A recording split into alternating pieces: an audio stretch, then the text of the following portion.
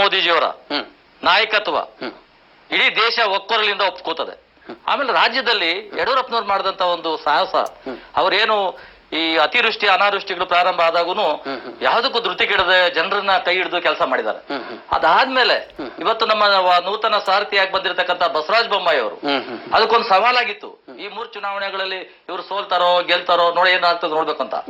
ಆದ್ರೆ ಜನ ಕೈ ಹಿಡಿದಂತದ್ದು ಮತ್ತೆ ದೇಶದ ಅಭಿವೃದ್ಧಿಯನ್ನ ಮತ್ತೆ ರಾಜ್ಯದ ಅಭಿವೃದ್ಧಿಯನ್ನ ಸ್ಥಳೀಯ ಪಾಲಿಕೆಗಳ ಅಭಿವೃದ್ಧಿಯನ್ನ ಚಿಹ್ನೆಯಡಿ ಸ್ಪರ್ಧೆ ಮಾಡಿರ್ತಕ್ಕಂಥ ತಾಂತ್ರಿಕ ಲಾಭ ಏನು ನಿಮಗೆ ವರ್ಕೌಟ್ ಆಗಿಲ್ಲ, ನಿಮ್ಮನ್ನ ಕೆಲಸ ನೋಡಿ ಮಾತ್ರ ಆಯ್ಕೆ ಮಾಡಿದ್ದಾರೆ. ಅಲ್ಲ, ನಮ್ಮ ಕೆಲಸ ನೋಡಿ ನಾವು ಕೆಲಸದ ಮೇಲೆ MES ಚಿಹ್ನೆ ಆಧಾರದ ಮೇಲೆ ತಾಂತ್ರಿಕವಾಗಿ ಎಷ್ಟೇ ಇದ್ರು ಜನ ನಮ್ಮನ್ನ ಕೈ ಬಿಡೋದಿಲ್ಲ. ನಮ್ಮ ಪಕ್ಷ ಬೆಳಗಾವಿಯಲ್ಲಿ ಅಂತೂ ಚಿಹ್ನೆ ಆಧಾರದ ಮೇಲೆ ಚುನಾವಣೆ ಮಾಡಿದ್ದೆ ಪ್ಲಸ್ ಆಯ್ತು ಬಿಜೆಪಿಗೆ. 9 ಸ್ಥಾನವನ್ನ ಗೆಲ್ಲೋದಕ್ಕೂ ಕಾಂಗ್ರೆಸ್ ಕೂಡ ಅದೇ ಪ್ಲಸ್ ಆಯ್ತು. ಏನಿಲ್ಲ, ನಮ್ಮ ಪಕ್ಷವನ್ನ ಜನ ಇವತ್ತು ಪ್ರತಿ ಸಾರಿನೂ MLA ಗೆಲ್ತಾರೆ, MP ಗೆಲ್ತಾರೆ. ಇವಾಗ ನಟರಾಜ್ ಗೌಡರು ಹೇಳ್ತಾ ಇದ್ರು, ಗುಲ್ಬರ್ಗದಲ್ಲಿ ನಮ್ಮ MLA ಅಲ್ಲ ಬಿಜೆಪಿ MLA ಅಂತ. ಅವ್ರ MLA ಕರ್ಗೆ ಇರೋದು 50 ವರ್ಷ 52 ವರ್ಷ 53 ವರ್ಷದಿಂದ ಅಧಿಕಾರ ಮಾಡ್ತಾ ಇರ್ತಕ್ಕಂಥ ಅವ್ರಿಗೆ ನೆನಪಿಲ್ಲ. ಗುಲ್ಬರ್ಗದಲ್ಲಿ MP ಇರೋದು ನಮ್ಮ MP ಅಲ್ಲ, ಬಿಜೆಪಿ MP ಅಲ್ಲ, ಕಾಂಗ್ರೆಸ್ MP. ಅದರಲ್ಲಿ ಬಹಳ ಘಟಾನುಘಟಿ ವಿರೋಧ ಪಕ್ಷ ನಾಯಕರಾಗಿದ್ದಂತ, ಕೇಂದ್ರದ ಮಂತ್ರಿ ಆಗಿದ್ದಂತವ್ರು, 9 ಸಾರಿ MLA ಆಗಿದ್ದಂತವ್ರು, 2 ಸಾರಿ ಲೋಕಸಭಾ, 1 ಸಾರಿ ರಾಜ್ಯಸಭಾ ಆಗಿರ್ತಕ್ಕಂಥವ್ರು ಮಲ್ಲಿಕಾರ್ಜುನ್ ಖರ್ಗೆ ಅವರು ಇದ್ದಾರೆ. ಅವ್ರ ಸುಪುತ್ರ ಪ್ರತಿಯೊಂದಕ್ಕೂ ನೇರವಾಗಿ ತಗೊಳ್ತಾರೆ. ಮೋದಿ ಅವ್ರ ವಿಷಯನೇ ತಗೊಂಡ್ ಮಾತಾಡಕ್ ಶುರು ಮಾಡ್ತಾರೆ, ದೊಡ್ಡ ನಾಯಕ ಆಗ್ಬೇಕಂತ. ಅದಿನ್ನು ಕನಸು. ಅದು ಅದನ್ನ ಇನ್ನು ಯಾವ ಹಂತದಲ್ಲಿ ಯಾರು ಏನ್ ಮಾತಾಡ್ಬೇಕು ಅದ್ ಮಾತಾಡ್ಬೇಕು. ಆಮೇಲೆ ಕಾಂಗ್ರೆಸ್ ಅವ್ರಿಗೆ ನಾನೊಂದು ಸಲಹೆ ಮತ್ತು ಮನವಿ ಮಾಡೋದೇನಂದ್ರೆ, ಬಾಬಾ ಸಾಹೇಬ್ ಅಂಬೇಡ್ಕರ್ ಅವರು ಸಂವಿಧಾನದಲ್ಲಿ ಯಾವುದೇ ಒಂದು ರಾಜಕೀಯ ಪಕ್ಷಗಳಿಗೆ ವಿರೋಧ ಪಕ್ಷಗಳು ಇರಬೇಕು, ವಿರೋಧ ಪಕ್ಷಗಳಿದ್ರೆ ಮಾತ್ರ ರಾಷ್ಟ್ರ, ರಾಜ್ಯ, ಸ್ಥಳೀಯ ಸಂಸ್ಥೆಗಳಿಗೆ ಒಂದು ಗೌರವ ಸಿಗ್ತದೆ ಅಂತ. ಅವ್ರಿಗೆ ನಾನು ಒಂದು ಕಿವಿ ಮಾತು ಹೇಳ್ತೀನಿ. ನಾನು ಬಿಜೆಪಿಯವನಾಗಿ ಹೇಳಬಾರ್ದು, ಆದ್ರೂ ಹೇಳ್ಬೇಕಾದ ಪರಿಸ್ಥಿತಿ ಬರುತ್ತೆ. ಇವ್ರದ್ದು ಡಬಲ್ ಇಂಜಿನ್ ಬಸ್ ಓಡಿಸ್ತಾ ಇದಾರೆ. ಒಂದ್ ಕಡೆ ಸಿದ್ದರಾಮಯ್ಯನವ್ರು ಓಡಿಸ್ತಾರೆ, ಮುಂದ್ಗಡೆ ಒಂದು ಇಂಜಿನ್ ಸ್ಟೇರಿಂಗ್ ಇದೆ, ಹಿಂದ್ಗಡೆ ಒಂದು ಇಂಜಿನ್ ಸ್ಟೇರಿಂಗ್ ಇದೆ, DK ಶಿವಕುಮಾರ್ ಓಡಿಸ್ತಾರೆ. ಇವತ್ತು ಚುನಾವಣೆ ನಡೀತಾ ಇದ್ರೆ ನಾನು ದೇಹ ಶುದ್ಧಿ ಮಾಡ್ಕೋತೀನಿ, ನನ್ನ ಆರೋಗ್ಯನ ಅಭಿವೃದ್ಧಿ ಮಾಡ್ಕೋತೀನಿ, ನಾನು ಆರೋಗ್ಯವಾಗಿರ್ತೀನಿ ಅಂತ ಆರೋಗ್ಯ ಧಾಮಗಳಿಗೆ ಹೋಗಿ ಕೂತ್ಕೊಂಡು ಅಲ್ಲಿ ತಾವು ಕಸರತ್ ಮಾಡ್ತಕ್ಕಂಥ ಕೆಲಸ ಬೇಕಾಗಿರ್ಲಿಲ್ಲ. ಚುನಾವಣೆಗೆ ಹೋಗ್ಬೇಕಾಗಿತ್ತು. ಸಿದ್ದರಾಮಯ್ಯನವರು ಚುನಾವಣೆಗೆ ಹೋಗ್ಲಿಲ್ಲ, DK ಶಿವಕುಮಾರ್ ಮುಖಭಂಗ ಆಗ್ಬೇಕು. ಚುನಾವಣೆಯಲ್ಲಿ ಸೋಲೋದ್ರಿಂದ, ಅಲ್ಲಿ ಸ್ಥಳೀಯ ಸಂಸ್ಥೆಗಳು ಸೋಲೋದ್ರಿಂದ ಇವತ್ತು ಸಿದ್ದರಾಮಯ್ಯ ಒಬ್ಬರೇ ಏಕೈಕ ನಾಯಕರು ಕರ್ನಾಟಕಕ್ಕೆ ಅಂತಕ್ಕಂಥ ಒಂದು ಮಾತನ್ನ ತೋರಿಸ್ಕೊಡ್ಬೇಕು ಹೈಕಮಾಂಡ್ಗೆ ಅಂತ ಹೇಳಿ ಸಿದ್ದರಾಮಯ್ಯನವರು ಈ ಚುನಾವಣೆಗಳಲ್ಲಿ ಸ್ವಲ್ಪ ಕಸರತ್ ಮಾಡಿದ್ರೆ ಅವರು ಈಕ್ವಲ್ ಆಗಿ ಬರ್ತಾ ಇದ್ರು. ಆದ್ರೆ ಸಿದ್ದರಾಮಯ್ಯನವರು DK ಶಿವಕುಮಾರ್ ಕಾಲಿಡೋದಕ್ಕೆ ಮಾಡಿದಂತ ಒಂದು ತಂತ್ರಗಾರಿಕೆಯಿಂದ ಅವ್ರ ಪಕ್ಷ ಇವತ್ತು ಹಾಳಾಗಿ ಹೋಗ್ತಾ ಇದೆ. ಇವತ್ತು ಮುಂದೆ ಯಾವತ್ತೂ ಅವರು ಬೆಳವಣಿಗೆ ಆಗೋದಿಲ್ಲ. ಅದೊಂದು ಕನಸು ಕಾಣ್ತಾ ಇರ್ತಕ್ಕಂಥ DK ಶಿವಕುಮಾರ್, ನಾನು ಮುಂದೆ ಮುಖ್ಯಮಂತ್ರಿ ಆಗ್ತೀನಿ ನೋಡಿ ಅಂತ ಕನಸು ಕಾಣ್ತಾ ಇದಾರೆ. ನೀನ್ ಹೆಂಗಾಗ್ತೀಯ ನಾನು ನೋಡ್ತೀನಿ ಅಂತ ಇವ್ರು ಕಾಲಿಡಿತಾನೆ ಇದ್ದಾರೆ ಸಿದ್ದರಾಮಯ್ಯನವರು. ಈ ಸಿದ್ದರಾಮಯ್ಯ ಜಗ್ಗಾಟ ಈ ಸೋಲಿಗೆ ಕಾರಣ ಅಂತ. ಸೋಲಿಗೆ ಕಾರಣ ಈ ಪಕ್ಷನೂ ಮುಗ್ದಿದೆ, ರಾಷ್ಟ್ರ ಮಟ್ಟದಲ್ಲೂ ಮುಗ್ದಿದೆ, ಏನೋ ರಾಜ್ಯದಲ್ಲಿ ಅಲ್ಲಿ ಇರ್ತಕ್ಕಂಥ ಸ್ಥಳೀಯ ಅಲ್ಲ. DK ಶಿವಕುಮಾರ್ ಅವರ ನಾಯಕತ್ವವನ್ನ ಮೆಚ್ಕೊಳಕ್ ಇಷ್ಟಪಡದೆ ಇರ್ತಕ್ಕಂಥ ಸಿದ್ದರಾಮಯ್ಯನವರು ಅವ್ರನ್ನ ಹೇಗಾದ್ರೂ ಮುಗಿಸ್ಬೇಕು. ಅವ್ರಿಗೆ ತಾಕತ್ತಿಲ್ಲ, ಅವ್ರಿಗೆ ಮಾತಾಡಕ್ ಬರೋದಿಲ್ಲ. ಅವ್ರು ಹಿಂದೆ ಒಂದ್ಸಾರಿ ಹೇಳ್ತಿದ್ರು, ಈ ಕೊರೋನಾ ವಿಷಯದ ಬಂದಾಗ, ನೋಡ್ರಿ ಆ ಸಫಾಯಿ ಜನಕ್ಕೆ ಇಂಜೆಕ್ಷನ್ ಕೊಡ್ತಾರೆ, ನರ್ಸ್ಗಳಿಗೆ ಇಂಜೆಕ್ಷನ್ ಕೊಡ್ತಾರೆ, ಮೋದಿ ತಗೊಳ್ಳಿಲ್ಲ, ಯಡಿಯೂರಪ್ಪ ತಗೊಳ್ಳಿಲ್ಲ ಅಂತ ಕೂಗಾಡಿದ್ರು. ಯಾರು? DK ಶಿವಕುಮಾರ್ ಅವರು. DK ಶಿವಕುಮಾರ್ ಅವರು ಕೂಗಾಡಿದಾಗ ಮೋದಿಯವರೇ ತಗೊಂಡ್ರು, ಯಡಿಯೂರಪ್ಪನವರು ತಗೊಂಡ್ರು, ಎಲ್ಲರೂ ತಗೊಂಡ್ರು. ಆಮೇಲೆ ನಾನು ಭಿಕ್ಷೆ ಬೇಡ್ತೇನೆ, ಇಂಜೆಕ್ಷನ್ ಕೊಡಿ ಸ್ವಾಮಿ, ನಮ್ ಜನ ಸಾಯ್ತವ್ರೆ, ನಾನು ಭಿಕ್ಷೆ ಬೇಡ ಕಾಸು ಕೊಡ್ತೀನಿ ಅಂತ ಕೂಗಾಡ್ದಂತ ನಮ್ಮ ಅಪ್ರಬುದ್ಧ ನಾಯಕರಾಗಿರ್ತಕ್ಕಂಥ DK ಶಿವಕುಮಾರ್ ಅವರು ಪದೇ ಪದೇ ಅವರು ಯಾವತ್ತೂ ಈ ತರ ಕೇಂದ್ರ ಸರ್ಕಾರದ ಮೇಲೆ ಬೊಟ್ಟು ಮಾಡಿ ತೋರಿಸ್ತಕ್ಕಂಥದ್ದು, ಅವ್ರ ಅಪ್ರಬುದ್ಧತೆಯನ್ನ ತೋರಿಸಂತ ಕೆಲಸಗಳು ಮಾಡಿದ್ರು. ಸಿದ್ದರಾಮಯ್ಯರು ನಾಜೂಕಾಗಿ ನೋಡ್ತಾ ಇದಾರೆ, DK ಶಿವಕುಮಾರ್ ನೀನ್ ಯಾವ ಕಾರಣಕ್ಕೂ ಮುಖ್ಯಮಂತ್ರಿ ಆಗ್ಬಿಡೋದಿಲ್ಲ, ಈ ಪಕ್ಷ ಮುಳುಗೋದ್ರ ಪರವಾಗಿಲ್ಲ, ಮಾತ್ರ ಬಿಡೋದಿಲ್ಲ ಅಂತ ಕಾಯ್ತಾ ಕೂತವ್ರೆ. ಚಾನ್ಸ್ ತಗೊಳ್ಳಲ್ಲ. ಈ ಮಾತಿನ ಅರ್ಥ ಅರಿತೇನೆ ಬರುತ್ತೆ. ಇವತ್ತು ಮತದಾರ ಪ್ರಭು ಬೆಳಗಾವಿಯಲ್ಲಿ ಓಕೆ ಅಂದಿದ್ದಾನೆ, ಆದ್ರೆ ಹುಬ್ಬಳ್ಳಿ ಧಾರವಾಡದಲ್ಲಿ ಸ್ವತಃ ನಿಮ್ಮದೇ ಆಡಳಿತ ಅಲ್ಲ, ಕಡಿಮೆ ಅಂತರದಲ್ಲಿ ಕೆಲವರು ಸೋತಿರೋದ್ರಿಂದ ಆ ಪರಿಸ್ಥಿತಿ ಬಂದಿದೆ. ಇನ್ನೊಂದು 10 ಸೀಟ್ ಹೆಚ್ಚುವರಿ ಬಂದಿದ್ರೆ ನಾವೇ ಅಭೂತಪೂರ್ವವಾದಂತಹ ಒಂದು ವಿಜಯ ಸಾಧಿಸ್ತಾ ಇದೀವಿ. ಆದ್ರೆ ಎಲ್ಲ ಒಂದು 50 ಓಟು, 100 ಓಟು, 300 ಓಟು, 500 ಓಟಲ್ಲಿ ಕೆಲವರು ಸೋತಿದ್ದಾರೆ. ಸೊ ಹಾಗಾಗಿ ಕೆಲವು ಆತರ ಏರ್ಪೇರ್ ಆಗಿದ್ದೇವಿನ ಕಾಂಗ್ರೆಸ್ ಅವರಂತೂ ನೆಲ ಕಚ್ಚಿಬಿಟ್ರು. ಪಾಪ ಆಮ್ ಆದ್ಮಿ ಪಾರ್ಟಿ ಅವರು ಅವ್ರು ಇನ್ನೂ ಪರಕೆ ಇಟ್ಕೊಂಡು ಕಸ ಗುಡ್ಸಕ್ಕೆ ಪ್ರಯತ್ನ ಮಾಡ್ತಾರೆ ವಿನ ಅವರು ಕಾರ್ಯಕರ್ತನ ತಯಾರು ಮಾಡ್ಲಿಲ್ಲ. ಇವ್ರು ಹೇಳ್ತಾ ಇದ್ರು ಆಗ್ಲೇ ಚುನಾವಣಾ ಆಯೋಗದ ಬೇಕಾದಷ್ಟು ತಪ್ಪುಗಳಾಗ್ತಾ ಇತ್ತು, ಅವ್ರು ನಮ್ಗೆ ದಾರಿಗೂ ಅಡ್ಡಡ್ಡ ಆಗ್ತಾ ಇದ್ರು, 2 ದಿನವರೆಗೂ ಎಲೆಕ್ಷನ್ ಹಿಂದೆ 2 ದಿವಸವರೆಗೂ ಚೆನ್ನಾಗಿದ್ವಿ, ಆಮೇಲೆ ನಮ್ಗೆ ಕೈ ಕಟ್ಬಿಟ್ರು ಅಂತ. ಕೈ ಕಟ್ಟಂತ ನಿಮ್ಗೆ ಕಾರ್ಯಕರ್ತರ ಇಲ್ಲ, ನಿಮ್ಗೆ ಎಲ್ಲಿಂದ ಕೈ ಕಟ್ತಾರೆ? ನೀವು ಅಲ್ಲ ನೀವು ಒಂದು ಆಮೇಲೆ ನೀವು ಮಾತಾಡಿ, ಪಾಪ ಎಷ್ಟು ಬೇಕು ಮಾತಾಡಿ.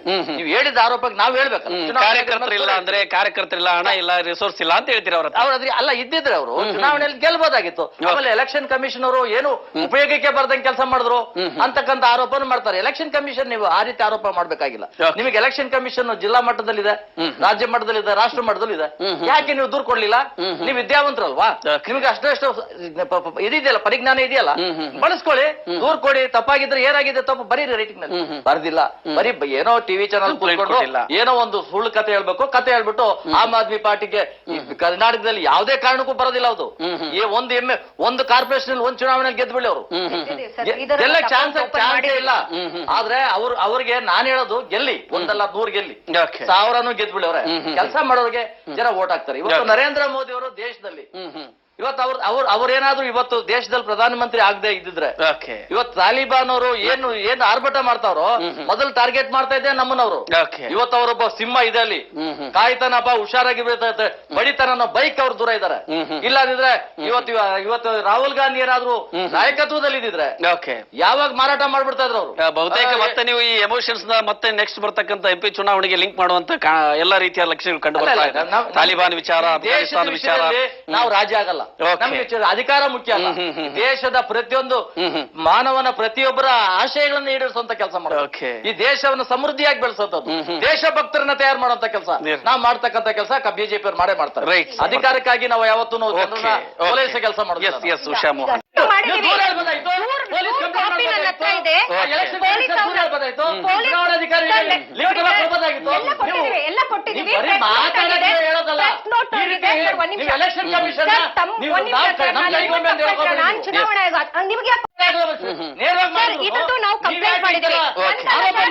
ಅನೈತಿಕವಾಗಿ ಚುನಾವಣೆ ಮಾಡ್ತಾ ಇದ್ರೆ ಅಂತ ತೋರಿಸ್ತಾ ಇದ್ರೆ ಮಾಡ್ಬೇಕಾದ್ರೆ ನೀವು ವೋಟರ್ ಲಿಸ್ಟ್ ಇರಲ್ಲ ಅಲ್ಲಿ. ಸರ್, ಕಾಂಗ್ರೆಸ್ ಕೂಡ ಇದ್ರ ಬಗ್ಗೆ ದನಿ ಎತ್ತುವುದಿತ್ತಲ್ಲ ಹುಬ್ಬಳ್ಳಿ ಧಾರವಾಡದಲ್ಲಿ. ಈಗ ಈ ರೀತಿ MLA ಇರೋದು, ಕಾಂಗ್ರೆಸ್ MLA ಇರೋದು, ಅತಂತ್ರ ಪ್ರಶ್ನೆ ಬರಲ್ಲ. MLA ಇದ್ರೆ ನೀವು ಗೆಲ್ಬೇಕಾಗಿತ್ತು, ನೀವು ಅತಂತ್ರ ಆಗಿರೋದು. ಅಲ್ಲ, ನೀವೇ ಅತಂತ್ರ ಆಗಿರೋದು. ನೀವ್ ಯಾಕೆ ಇವಾಗ ಅಲ್ಲಿ MLA ಯಾರು? ಈಗ ಅಲ್ಲಿ ಏನಿದೆ ಒಂದು ತಾಲೂಕಲ್ಲಿ ದೊಡ್ಡಾಪುರದಲ್ಲಿ MLA ಯಾರು? ಕಾಂಗ್ರೆಸ್ MLA. ಯಾಕೆ ನೀವು ವೋಟ್ ಹಾಕ್ಲಿಲ್ಲ? ನಿಮ್ಗೆ ಇವಾಗ ನೀವು ವೋಟ್ ಹಾಕದೇ ಇರೋದಕ್ಕೆ ಕಾರಣ ಏನು? ನಿಮ್ಮ ನಾಯಕರು, ಈಗ ನಿಮ್ಮ ಅಲ್ಲಿ ಇರ್ತಕ್ಕಂಥ ಶಾಸಕರು ಮಾಡ್ತಕ್ಕಂಥ ಕೆಲಸಗಳು. ನಾನು ಮಾತಾಡ್ಲಾ ಈಗ? ಹೇಳ್ತಕ್ಕಂಥ ಮಾತನ್ನು ಮಾತಾಡಿ, ಸೈಟ್ ಹಾಕೆಲ್ಲ ಮಾತಾಡಲ್ಲ. ಈಗ 65 ವರ್ಷ ಆಳ್ವಿಕೆ ಮಾಡಿ ಭ್ರಷ್ಟಾಚಾರ ಮಾಡಲಿಲ್ಲ. ನರೇಂದ್ರ ಮೋದಿ ತರ ಭ್ರಷ್ಟಾಚಾರ ಮಾಡಲಿಲ್ಲ. ನರೇಂದ್ರ ಮೋದಿ ಇದು ಹೇಳ್ತಿ ಕೇಳಿ. ನರೇಂದ್ರ ಮೋದಿ ಒಬ್ಬ ಭ್ರಷ್ಟ ತಗೊಂಡು ರಫೇಲ್ ಹಗರಣ ತಗೊಂಡು ಚುನಾವಣೆ ಮಾಡ್ತಿದ್ರು. ದೇಶದ ಅಭಿವೃದ್ಧಿ ನರೇಂದ್ರ ಮೋದಿ ನರೇಂದ್ರ ಮೋದಿನ ಭ್ರಷ್ಟಾಚಾರ ಮಾಡೋದು ನಾಗಪುರ. ನಾಗಪುರದ ಸಂಘಟನೆಗೆ ದೇಶವನ್ನು ಲೂಟಿ ಮಾಡಿ ನರೇಂದ್ರ ಮೋದಿ ಕೊಡ್ತಾ ಇದ್ದಾರೆ. ನರೇಂದ್ರ ಮೋದಿ ದೇಶದಲ್ಲಿ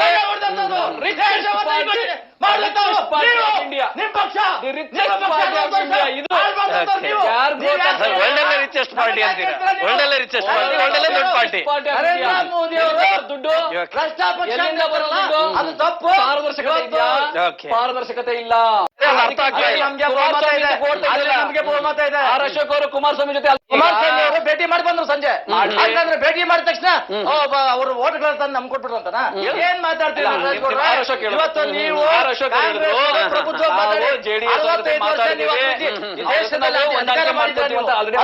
ಕಲಬುರಗಿಯಲ್ಲಿ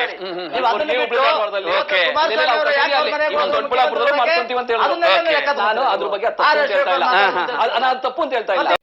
ನಾನು ಹೇಳ್ತಾ ಇದ್ದೀನಿ ರಾಜ್ಯ ಸರ್ಕಾರಕ್ಕೆ ವಿಶ್ವಾಸ ತಗೊಳ್ಳಿ. ಅಮ್ಮಾಯಿ ಅವರನ್ನ ತಿರಸ್ಕಾರ ಮಾಡಿದ ಜನ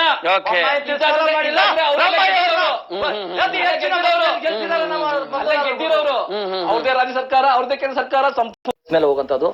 ನಮ್ಮ ಪಕ್ಷ ಯಾವತ್ತು ಕಾರ್ಯಕರ್ತರ ಕೊನೆ ಸಾಲಿನಲ್ಲಿ ಇರತಕ್ಕಂಥ ಕಾರ್ಯಕರ್ತ ಆತನ ಒಂದು ಜವಾಬ್ದಾರಿಯುತವಾದಂತ ದೇಶದ ಭಕ್ತಿ ಇದೆಯಲ್ಲ, ದೇಶ ಭಕ್ತಿ, ದೇಶದ ಬಗ್ಗೆ ವಿಶೇಷವಾದ ಕಾಳಜಿ. ನಮ್ಗೆ ಅಧಿಕಾರಗಳು ಮುಖ್ಯ ಅಲ್ಲ. ನಾನು ಬಿಜೆಪಿ ರಾಷ್ಟ್ರೀಯ ಪ್ರಧಾನ ಕಾರ್ಯದರ್ಶಿ ಆಗಿದ್ದು. ಅಭಿವೃದ್ಧಿ ಮುಖ್ಯ ಅಲ್ಲ, ದೇಶಭಕ್ತಿ ಮುಖ್ಯ ಅಲ್ಲ. ಅಭಿವೃದ್ಧಿ ಮುಖ್ಯ ನಮ್ಗೆ. ಅಭಿವೃದ್ಧಿಗೋಸ್ಕರ ನಾವು ಕೆಲಸ ಮಾಡುತ್ತದು. ದೇಶಭಕ್ತಿ ಅಂತಂದ್ರೆ ಅಭಿವೃದ್ಧಿ ಅಂತ. ದೇಶನ ವಿಭಜನೆ ಮಾಡುವಂತ ಕೆಲಸ ಮಾಡಿಲ್ಲ ಕಾಂಗ್ರೆಸ್ ಅವ್ರು ಮಾಡ್ದಂಗೆ. ದೇಶ ವಿಭಜನೆ ಮಾಡಿ ಇವತ್ತು ಪಾಕಿಸ್ತಾನ, ಅಫ್ಘಾನಿಸ್ತಾನ, ಕಾಂಗ್ರೆಸ್ನ ಇತಿಹಾಸವೇ ನಿಮ್ಮ ಮುಂದಿನ ಫ್ಯೂಚರ್ ನ ಬಂಡವಾಳ. ಹೌದು. ಅವ್ರು ಇವತ್ತು ದೇಶ ಒಡೆದ ಹೋಗಿದ್ರೆ, ಇವತ್ತು ಅಖಂಡ ದೇಶವಾಗಿ ಉಳಿದಿದ್ರೆ, ಇವತ್ತು ಮುಸಲ್ಮಾನರು ಇವತ್ತು ನಮ್ಮ ದೇಶದಲ್ಲಿ ಉಳ್ಕೋತಾ ಇದ್ರು. ಆದ್ರೆ ದೇಶ ವಿಭಜನೆ ಆದಾಗ ಪಾಕಿಸ್ತಾನ ಬಿಟ್ಕೊಟ್ಟಿದ್ ಯಾರು? ಅವ್ರಿಗೆ ಸ್ಥಳೀಯ ವಿಚಾರ ಇತಿಹಾಸ ಬಿಜೆಪಿ ನಾಗಪುರದ ಇತರದವರೇ ನಾಗಪುರದ ನಾಗಪುರದ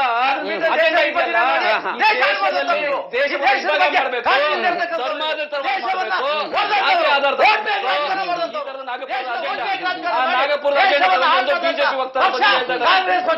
ಮಾಹಿತಿ ಇಲ್ಲ, ಇತಿಹಾಸ ಜ್ಞಾನ ಇಲ್ಲ, ಇತಿಹಾಸ ಜ್ಞಾನ ಇಲ್ಲ, ಇತಿಹಾಸ ಜ್ಞಾನನೂ ಇಲ್ಲ, ಸಾಮಾನ್ಯ ಜ್ಞಾನನೂ ಇಲ್ಲ. ಅದು ಇಟ್ಕೊಂಡು ಮಾತಾಡ ಹಿಂದೂಗಳ ಬೇಡ ನೋಡ್ರಿ. ಚುನಾವಣೆ ಆಗೋದು ಯಾರ ಮೇಲೆ? ನಾಗಪುರದ ಅಜೆಂಡಾ ಮೇಲೆ ಚುನಾವಣೆ ಆಗುತ್ತೆ, ಪ್ರಣಾಳಿಕೆ ಮೇಲೆ ಚುನಾವಣೆ ಆಗುತ್ತೆ. ಪ್ರಣಾಳಿಕೆ ಏನು ಅಜೆಂಡಾ ಹಣ ಮಾಡಿ ದೇಶವನ್ನ ಉದ್ಧಾರ ಕಮ್ಮಿನಲ್ಲಿ ಮಾಡಿ ಚುನಾವಣೆ ಮಾಡಿ ಒಂದು ಬಹಳ ಈಕ್ವಲ್ ಬಿಜೆಪಿ ತರ ಈಕ್ವಲ್ ಅಂತ ಇದ್ದಾರೆ. ಅದ್ರ ಅರ್ಥ ಮಾಡ್ಕೊಳ್ಳಿ. ಹಜಾರೆ ಅವ್ರನ್ನ ಅಡ್ಡ ಇಟ್ಕೊಂಡು ಹಜಾರೆ ಅವ್ರನ್ನ ಉಪವಾಸ ಕೂರಿಸಿ ನೀವು ಬಂದವರು ಇವತ್ತು ಕೇಜ್ರಿವಾಲ್ ಯಾವತ್ತೂ ದೇಶದ ಬಗ್ಗೆ ಕಾಳಜಿಲ್ಲ. ಅಣ್ಣಾಚಾರ್ಯನ ಏನ್ ಮಾಡಿದ್ರಿ ನೀವು? ಎಲ್ಲಿದ್ದಾರೆ ಅಣ್ಣಾಚಾರ್ಯ? ಆಮ್ ಆದ್ಮಿ ಪಕ್ಷದ ನಾಯಕತ್ವ ದೇಶದ ಬಗ್ಗೆ ಮಾತಾಡ್ತಾರೆ ನೀವು. ಅಣ್ಣಾಚಾರ್ಯ ಎಲ್ಲಿದ್ದಾರೆ? ಅಣ್ಣಾಚಾರ್ಯ ಎಲ್ಲೋದ್ರು? ಏನಾಗ್ತಾ ಇದ್ದಾರೆ? ಅವ್ರ ಬಗ್ಗೆ ಕಾಳಜಿ ಅಧಿಕಾರಿಯಾಗಿ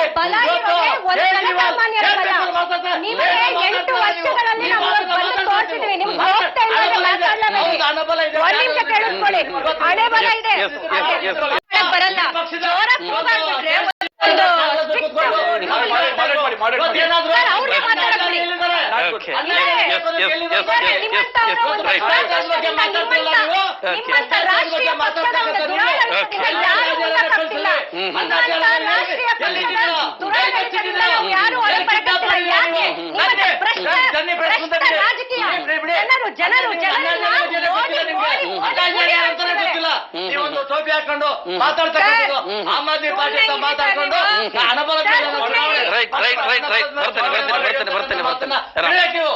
ಜನಪರದ ಮೇಲೆ ಗೆಲ್ಲಿ ಎಲ್ಲಾ ಪಕ್ಷಗಳು ರಾಜಕೀಯ ತಂತ್ರಗಾರಿಕೆಯನ್ನು ಮಾಡ್ತಾರೆ. ಉಷಾ ಮೋಹನ್ ಅವ್ರಿಗೆ ಬಹಳ ಮುಖ್ಯ.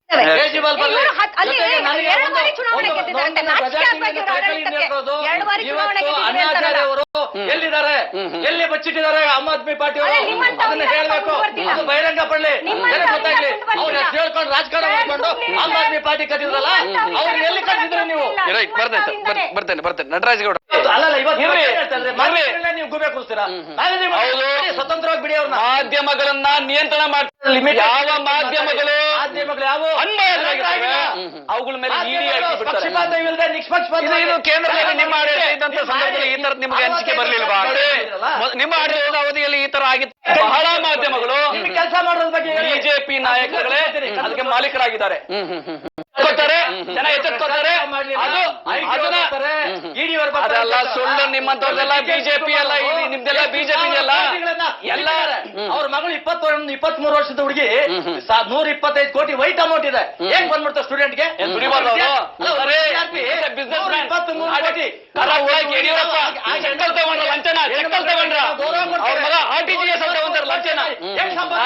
ಬಿಜೆಪಿ ಮಾನ ಮರ್ಯಾದೆ ಇಲ್ಲ.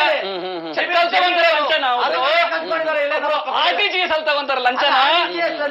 ಆಮೇಲೆ ಬಿರ್ಲಾ ಡೈರಿ ಈಚೆಗೆ ಬಂದಿದ್ರೆ ತನಿಖೆ ಆಗಿದ್ರೆ ನರೇಂದ್ರ ಮೋದಿ ಜೈಲ್ಗೆ ಹೋಗ್ತಾ ಇದ್ರು.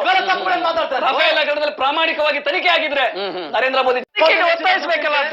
ಕಮ್ಮಿ ಆಗಿರಲ್ಲ, ತನಿಖೆಗೆ ಒತ್ತಾಯಿಸಿ. ಯಾಕೆ ಜಡ್ಜ್ಗಳು ಬೀದಿಗೆ ಬಂದು ಪ್ರತಿಭಟನೆ ಆಗ್ತದೆ ಅನ್ಕೊಂತೀರ ನೀವು? ತನಿಖೆ ಆಗುತ್ತಾ ಇಲ್ಲ, ತನಿಖೆ ಆಗಲ್ಲ. ದೇಶ ನೀವು ಅಧಿಕಾರ ಮಾಡುವಾಗ ನೀವು 65 ದೇಶದಲ್ಲಿ ಕಾನೂನು ಎಷ್ಟು ಬಂಗಲೆ ಅರಮನೆ ಎಂತ ಅರಮನೆ ಕಟ್ಕೊಂಡಿದ್ದಾರೆ, ಎಷ್ಟು ಕೋಟಿಗಳ ಇನ್ವೆಸ್ಟ್ಮೆಂಟ್ ಅದು ಅಂತ. ಹೇಗಿದ್ಯಪ್ಪ ನೀನು ಬಸ್ ಓಡಿಸ್ಕೊಂಡಿದ್ದಾನೆ, ಬಸ್ ಡ್ರೈವರ್ ಇವರು ಓಡಿಸ್ತಾರೆ. ಕುಮಾರಸ್ವಾಮಿ ಕೂತ್ಕೊಂಡಾಗ ಇವರೇ ಬಸ್ ಓಡಿಸ್ಬಿಡ್ತಾರೆ.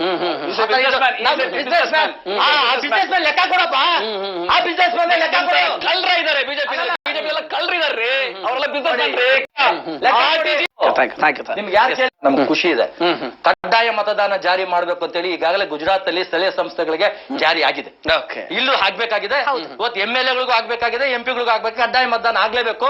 ಮತದಾನ ಯಾರು ಮಾಡಲ್ಲೋ ಅವ್ರನ್ನ ಸೌಲಭ್ಯಗಳನ್ನ ಕಡಿತ ಮಾಡ್ಬೇಕು. ಅದನ್ನ ಮಾಡೋದಕ್ಕೆ ಆಮ್ ಆದ್ಮಿ ಹಕ್ಕನ ಪರವಾಗಿ ನಾವು ಕೇಂದ್ರ ಸರ್ಕಾರದ ಮೋದಿವರೆಗೂ ಕೇಳ್ಕೊಂಡಿದ್ದೀವಿ. ಮೋದಿಯವರು ಈಗಾಗಲೇ ಕ್ರಮ, ಅವರು ಮುಖ್ಯಮಂತ್ರಿ ಆಗಿದ್ದಾಗೆ ಮಾಡಿದ್ದಾರೆ. ಗುಜರಾತ್ ಅಲ್ಲಿ ಸ್ಥಳೀಯ ಸಂಘ ಸಂಸ್ಥೆಗಳ ಚುನಾವಣೆಗೆ ಕಡ್ಡಾಯ ಮತದಾನ ಜಾರಿ ಮಾಡಿದ್ದಾರೆ. Yes, thank you sir. Right sir. ಅಲ್ಲ ಅಂತ ಇಲ್ಲಪ್ಪ ಎಗ್ಲ ಮೇಲೆ ಇತ್ತು, ಎಲ್ಲೋಯ್ತು ಅಂತ ಅದು ಕುಂಬಳಕಾಯಿನ ಎತ್ತಿ ಪಕ್ಕಕ್ಕೆ ಇರುವಂತ ಕೆಲಸ, ಇಲ್ಲದೆ ಇದ್ರು ಇದೇನೋ ಅಂತ ನೋಡ್ಕೊಳ್ಳುವಂತ ಕೆಲಸ, ಈ ಕೆಲಸನ ಮಾಡೋದು ಕಾಂಗ್ರೆಸ್ನವರು. ಕುಂಬಳಕಾಯಿ ಕಳ್ಳ ಅಂತ ಇವ್ರು ಹೆಗಲ್ ಮಾಡ್ಕೋತಾರೆ. ನಿಮ್ಮ ಕಾರ್ಯಕರ್ತರು, ಒಳ್ಳೆ ಕಾರ್ಯಕರ್ತರು ನೀವು ಎಲೆಕ್ಷನ್ ನಿಲ್ಸಿ ಗೆಲ್ಸಿದ್ರೆ ಅವ್ರ ಯಾಕೆ ಬೇರೆ ಕಡೆ ಮಾರಾಟ ಆಗ್ತಾರೆ? ಕಡ್ಕೊಳ್ಳಿ ನೀವು. ನಾವು ಕೊಂಡ್ಕೊಳ್ಳೋ ಗಡಿ ಇಲ್ಲ, ಮನೆಯ ಕಾರ್ಯಕರ್ತರನ್ನ,